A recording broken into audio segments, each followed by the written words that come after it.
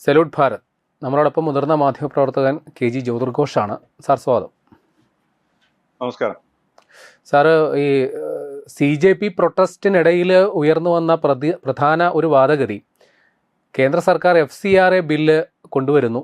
അപ്പോൾ അതിൽ വിയോജിപ്പുള്ള പലരും ഈ സമരത്തിന് വലിയ രീതിയിൽ ഇന്ധനം പകർന്നിട്ടുണ്ട്. ഈ FCRA ബില്ലിൽ ഇത്ര വലിയ ആശങ്ക ഉണ്ടാകേണ്ട കാര്യം എന്നതാണ്. കാരണം രാജ്യസുരക്ഷയെ മുൻനിർത്തി അനിയന്ത്രിതമായി വിദേശ ഫണ്ട് ഇങ്ങോട്ടേക്ക് വരുന്നതിൽ ഒരു നിയന്ത്രണം ഏർപ്പെടുത്തുക എന്നുള്ളതാണ് പൊതുവിൽ അതിനെക്കുറിച്ച് നമ്മൾ ധരിക്കുന്നത്.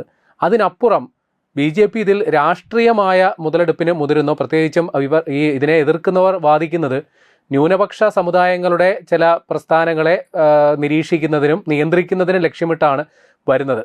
അപ്പോൾ ഈ ആക്ഷേപത്തിൽ എത്രമാത്രം കഴമ്പുണ്ടോ, അതോ ഈ രാജ്യസുരക്ഷയെ മുൻനിർത്തി ഇത്തരം ഒരു നിയമം അനിവാര്യതയാണോ? ഇത്തരം ഒരു നിയമം അനിവാര്യം തന്നെയാണ്, ഇല്ല എന്ന് നമുക്ക് പറയാൻ പറ്റില്ല. നിയമമാണ്. ആ നിയമം ശരിക്കും പറഞ്ഞാൽ ഇത് BJP ഗവൺമെന്റ് അല്ല കൊണ്ടുവരുന്നത്. ഇത് 2010 ശരിക്കും കോൺഗ്രസ് ഗവൺമെന്റിന്റെ കാലഘട്ടത്തിൽ കൊണ്ടുവന്ന ഒരു നിയമമാണ് സാർ. അപ്പൊ അതിൽ ചില ഭേദഗതികൾ വരുത്തിയിട്ടുണ്ടെന്ന് മാത്രമേ ഉള്ളൂ. ഈ നിയമം എടുത്ത് നോക്കുകയാണെന്നുണ്ടെങ്കിൽ, ഉദാഹരണത്തിന് നമ്മുടെ ഡ്രൈവിംഗ് ലൈസൻസ്, ഇപ്പം നമ്മൾ വണ്ടി ഓടിച്ചുകൊണ്ടിരിക്കുന്നു, ആ ഡ്രൈവിംഗ് ലൈസൻസ് ഇല്ലാതെ നമ്മൾ വണ്ടി ഓടിക്കുന്നു. ആ വണ്ടി ഓടിച്ചിട്ട് നമ്മളൊരു അപകടത്തിൽപ്പെട്ടു. ചിലപ്പോൾ ഇന്നലെ ആയിരിക്കും നമ്മുടെ ഡ്രൈവിംഗ് ലൈസൻസ് എക്സ്പയർഡ് ആവുന്നത്.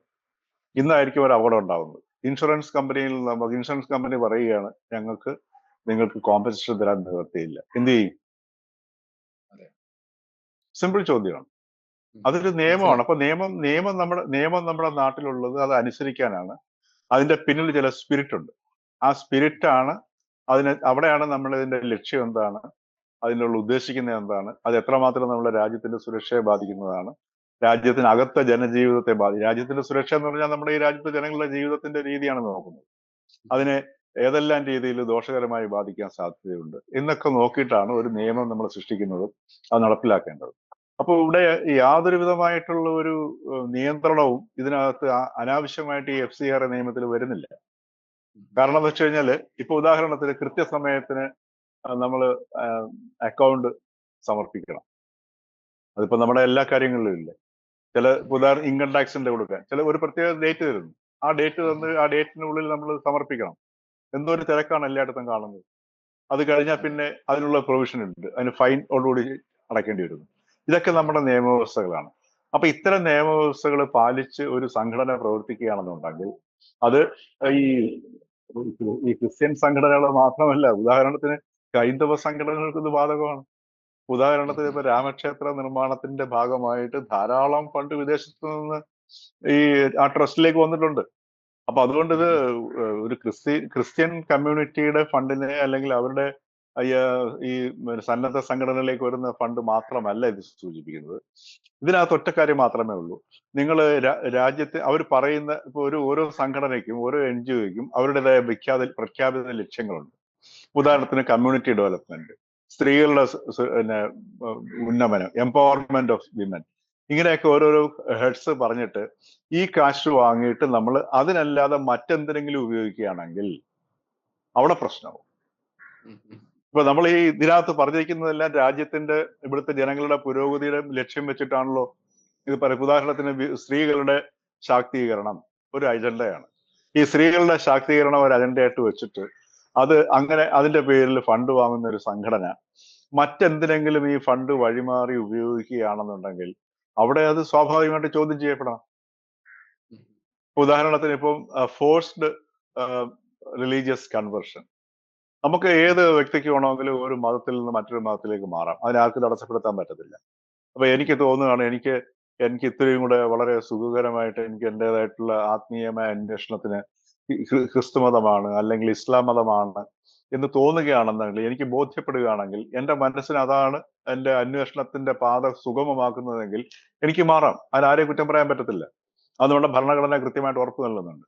മറിച്ച് എൻ്റെ അടുത്ത് ഞാൻ ഒരു മതം പ്രാക്ടീസ് ചെയ്യുകയും എന്നിട്ട് എനിക്ക് കുറച്ച് കാശ് കൊണ്ട് തരികയും അല്ലെങ്കിൽ എനിക്ക് ഇന്ന സൗകര്യങ്ങൾ ഉണ്ടാക്കി തരാമെന്ന് പറയും പ്രലോഭിപ്പിച്ച് എന്നെ മതം മാറ്റുകയാണെന്നുണ്ടെങ്കിൽ അത് ഉചിതമായ നടപടിയല്ല. കാരണം എന്ന് വെച്ച് കഴിഞ്ഞാൽ അത് വലിയ അപകടമാണ്. അതിന്റെ ഉദാഹരണം നമ്മുടെ മുമ്പിൽ തന്നെ ഇപ്പൊ ധാരാളമുണ്ട്. ഉദാഹരണത്തിന് ആദിവാസികളുടെ ഇടയിലേക്ക് പോവുക. ആദിവാസികള് അവര് വെള്ളത്തിനെയും ഇലയെയും വേരിനെയും പ്രകൃതിയെയും ഒക്കെ ദൈവമായിട്ട് ആരാധിക്കുന്ന ഒരു വിഭാഗമായിരുന്നു. അപ്പൊ ഒരിക്കല് എനിക്കിതിന്റെ ഏറ്റവും ഒരു എന്റെ മുമ്പിൽ ഇപ്പം പ്രേംലാൽ ചോദിച്ചുകൊണ്ടിരുന്ന ഒരു ചിത്രം എന്ന് പറഞ്ഞാല് 2000ത്തിന്റെ തുടക്ക കാലഘട്ടത്തിൽ അമ്പൂരി എന്ന് പറയുന്ന സ്ഥലം തിരുവനന്തപുരത്തിനടുത്ത്, അവിടെ ഒരു ഉരുൾപൊട്ടൽ, ഒരു വലിയൊരു മലയിടിച്ചിലുണ്ടായി, കുറെ പേര് മരിച്ചു. അതിൽ കുറെ കന്യാസ്ത്രീകൾ ഉൾപ്പെടെയുള്ളവരുണ്ടായിരുന്നു. അവിടെ വ്യാപകമായ രീതിയിൽ ഈ വനം കയ്യേറ്റം നടന്ന സ്ഥലമാണ്. അവിടെ വനം കയ്യേറിയാണ് അവിടെ ആൾക്കാർ താമസിക്കുകയും അവിടെയുള്ള ആദിവാസികളും കൺവെർട്ട് ചെയ്യപ്പെട്ടു. അതായത് അതുവരെ അവര് ദൈവമായിട്ട് ആരാധിച്ചിരുന്ന മരങ്ങളെയും ചെടികളെയും പുഴകളെയും കല്ലുകളെയും ഒക്കെ ഇതിനകത്തൊന്നും കാര്യമില്ല എന്ന് പറയുകയും അവരെ കൺവെർട്ട് ചെയ്യുകയും അവര് തലേ ദിവസം വരെ എന്തിനെയാണോ ദൈവമായിട്ട് കണ്ടിരുന്നതിനെ അതിന് ദൈവമല്ലാതായി കാണുകയും അവരെ കൊണ്ട് തന്നെ മരങ്ങൾ മുറിപ്പിക്കുകയും ചെയ്ത്, ശരിക്കും പറഞ്ഞാൽ അവിടെ ഉണ്ടായിരുന്ന ആ ഡീഫോറസ്റ്റേഷനിൽ നിന്നാണ് ആ അമ്പൂരിയിലെ മലയിടിച്ചിൽ ഉണ്ടാവുന്നത്. അപ്പൊ ഇത് നമ്മുടെ എക്കോളജിയെ ബാധിക്കുന്നതാണ്. ഇപ്പൊ നമ്മുടെ ഈ ആദിവാസികളുടെയൊക്കെ ജീവിതം എടുത്ത് നോക്കിക്കഴിഞ്ഞാൽ അവിടുത്തെ എക്കോളജിയിലെ ഏറ്റവും അവിഭാജ്യമായ ഒരു ഘടകമാണ്. അപ്പൊ അങ്ങനെയൊക്കെ വരുന്ന സമയത്ത് പ്രലോഭനത്തിലൂടെ ഈ മതം മാറ്റം ഒരു കാരണവശാലും പ്രോത്സാഹിപ്പിക്കേണ്ടതല്ല, അത് ഏത് മതമാണെങ്കിലും. അപ്പൊ അങ്ങനെ അതിന് ഉപയോഗിക്കുന്നുണ്ടെങ്കിൽ സ്വാഭാവികമായിട്ടും കേന്ദ്രം അത് ശ്രദ്ധിക്കുന്നതിന് നമുക്ക് കുറ്റം പറയാൻ പറ്റത്തില്ല.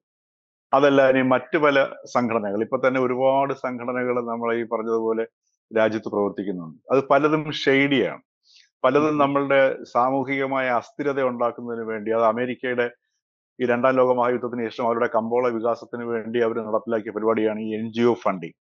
അതായത് തനത് സംസ്കാരങ്ങളെ ഇല്ലാണ്ടാക്കുക, സമൂഹങ്ങളിൽ അസ്വസ്ഥത സൃഷ്ടിക്കുക, ആ അസ്വസ്ഥതയിൽ നിന്ന് സംഘടനകൾ സൃഷ്ടിക്കുക, എന്നിട്ട് അങ്ങനെ അതിലൂടെ ഈ ആയുധങ്ങളുടെ വിപണി വിപുലമാക്കുക, മരുന്നുകളുടെ വിപണി വിപുലമാക്കുക, ഇങ്ങനെയുള്ള സംഗതികൾക്ക് വേണ്ടിയിട്ടാണ് ഒട്ടേറെ NGOകൾക്ക് ഈ ഫണ്ട് നൽകിയിരുന്നത്. പല രീതിയിലാണ് വരുന്നത്, നമ്മൾ ഒരിക്കലും തിരിച്ചറിയത്തില്ല ഇതിന്റെ പിന്നിലുള്ള സ്രോതസ് ആരാണെന്ന്. അപ്പൊ അതിനെയൊക്കെ ഈ പറഞ്ഞതുപോലെ അതിനൊക്കെ ഒരു കടിഞ്ഞാണിപ്പോ വന്നിട്ടുണ്ട്.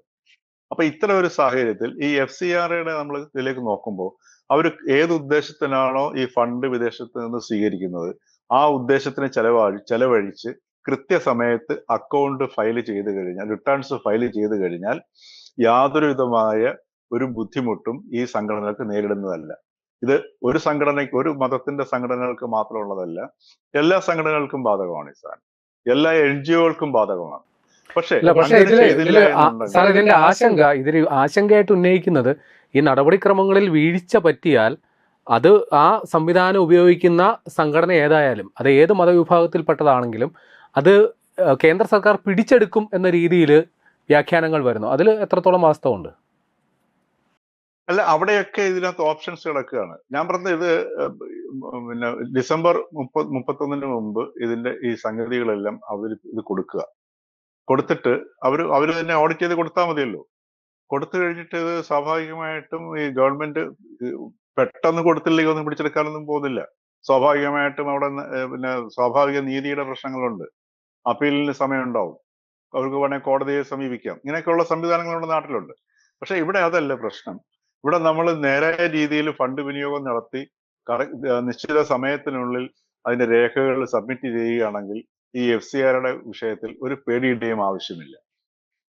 അതില്ല എന്നുണ്ടെങ്കിൽ ആ പ്രൊവിഷൻ ഉണ്ട്, ആ പ്രൊവിഷൻ സ്വാഭാവികമായിട്ടും അവരെ അലട്ടുന്നുണ്ടാവും. കാര്യം അത് അലട്ടാനുള്ള ഒരു കാരണം എന്ന് പറയുന്നത് ഇതുവരെ ഉണ്ടായിരുന്ന രീതിയിലുള്ള ഈ ഫണ്ട് കൈകാര്യം ചെയ്യലിന് ചിലപ്പോൾ ഒരു വിഘാതം വന്നേക്കാം എന്നുള്ള ഒരു പേടി കൊണ്ടായിരിക്കും അവരെ അത് അലട്ടുന്നത്. പക്ഷേ ഇത് ഇപ്പോൾ സാറ് പറയുന്നത് നോക്കുമ്പോൾ പൊതുവിൽ ഇത് സ്വീകരിക്കപ്പെടേണ്ട ഒരു സംഗതിയാണ്. നിലവിലുള്ള സംവിധാനങ്ങളെ കുറെ കൂടി ഒന്ന് പരിഷ്കരിക്കാനും മെച്ചപ്പെടുത്താനും ഇത് അനിവാര്യമാണ് താനും. പക്ഷേ ഇത് എന്തുകൊണ്ട് നമ്മുടെ കേരളത്തിൽ അത് ചർച്ച ചെയ്യപ്പെടുന്നില്ല? അല്ലെങ്കിൽ ഇതിനെ എതിർക്കുന്ന സമീപനമാണ് ഇവിടുത്തെ ഭരണപക്ഷവും പ്രതിപക്ഷത്തെ ഇടതുപക്ഷവും ഇതിനെ പ്രതികൂലിച്ചുകൊണ്ടുള്ള പ്രമേയം പാസ്സാക്കുന്ന ഒരവസ്ഥ വരെ വന്നു. അവരെന്തുകൊണ്ടാണ് ഇതിനെ നഖശികാന്തം എതിർക്കുന്നത്? അതിവിടുത്തെ വെറും രാഷ്ട്രീയത്തിന്റെ പ്രശ്നം കൊണ്ടാണ്. അതായത് ക്രിസ്ത്യൻ ന്യൂനപക്ഷങ്ങളുടെയും അതുപോലുള്ള ആൾക്കാരുടെയും ഒക്കെ ഒരു പിന്തുണ തങ്ങൾക്ക് വേണമെന്നുള്ള ഒരു രാഷ്ട്രീയമായ സമീപനം കൊണ്ടാണ്. മറിച്ച് അതിനിശ്ചിതമായ രീതിയിൽ എതിർക്കുന്നുണ്ടോ എന്ന് വെച്ചാൽ ഇല്ല എന്നുള്ളതാണ് മനസ്സിലാക്കേണ്ടത്. ഉദാഹരണത്തിന് FCRA നിയമം കൊണ്ടുവരുന്നതിനെതിരെ ഒരു വൻ രാഷ്ട്രീയ മുന്നേറ്റം നടത്തുക, അതല്ലെങ്കിൽ ഈ സമുദായങ്ങളോടൊപ്പം നിന്ന് പിന്നെ ഫൈറ്റ് ചെയ്യുക എന്നൊരു നടപടിയിലേക്ക് പോകാതിരിക്കുന്നതും നമ്മൾ കാണേണ്ടതാണ്. അല്ലേ? ശ്രദ്ധിച്ചിട്ടുണ്ടോ അത്? ഒരു മയത്തിൽ അപ്പൊ അത് പോകുന്നു. ആ മയത്തിൽ പോകുന്നു. അതിന്റെ കാരണം എന്ന് പറഞ്ഞു കഴിഞ്ഞാല് പ്രത്യക്ഷത്തിൽ ഈ ഒരു നിയമത്തിനകത്ത് നമുക്ക് കുറ്റം പറയാൻ പറ്റത്തില്ല. അതാണ് അതിന്റെ ഒരു പ്രശ്നം. ശരി, നന്ദി. Thank you.